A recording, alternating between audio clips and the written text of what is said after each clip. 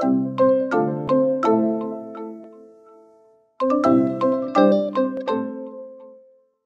paracha Vayetse nous présente la fuite de Yaakov, de Jacob, fils d'Isaac et de Rebecca, et frère jumeau, petit frère jumeau d'Ésaü. Cette paracha est la suivante. Nous présente, en fait, tout le chemin d'un homme qui est élu d'une certaine manière devant Dieu et qui en même temps va abuser son père et son frère pour obtenir ce droit de bénédiction. Curieuse situation. Dieu annonce à Rebecca qu'elle est enceinte de 2 peuples, c'est-à-dire 2 enfants qui seront à l'origine de 2 peuples, et que le plus jeune sera porteur de la bénédiction spirituelle, alors que le second sera porteur d'une bénédiction matérielle. Et malgré cela, nous voyons Jacob qui va profiter de la faiblesse ou de son frère ou de son frère qui revient de la chasse et qui a faim, son père qui est aveugle et qui pense qu'il est en train de bénir Ésaü alors qu'il bénit Jacob.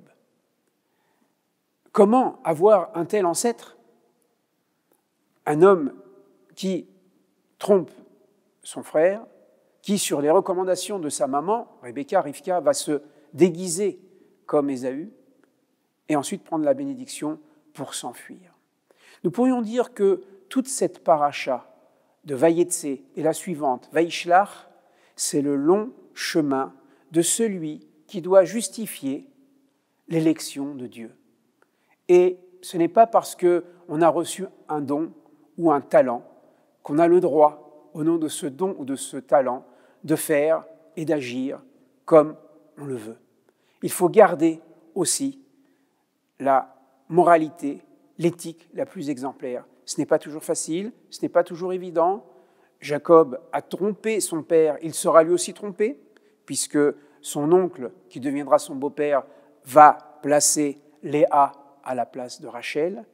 Mais on pourra entendre Vayetse, cette sortie de Jacob, comme une sortie de lui-même pour pouvoir prouver à ses propres yeux, aux yeux de Dieu et aux yeux de l'humanité, qu'au fond, il était un homme intègre. Et pour cela, il est passé par beaucoup de tortuosité. Cela nous donne à réfléchir notre conduite humaine. On n'est pas toujours droit dans la vie. On est obligé des fois de composer parce que les gens ne sont pas toujours fiables, ne sont pas toujours partenaires. Les autres aussi cherchent leur intérêt. Comment faire en sorte que dans ce monde où il y a des pièges, où il y a des tentations, eh bien, essayer de rester sur le droit chemin.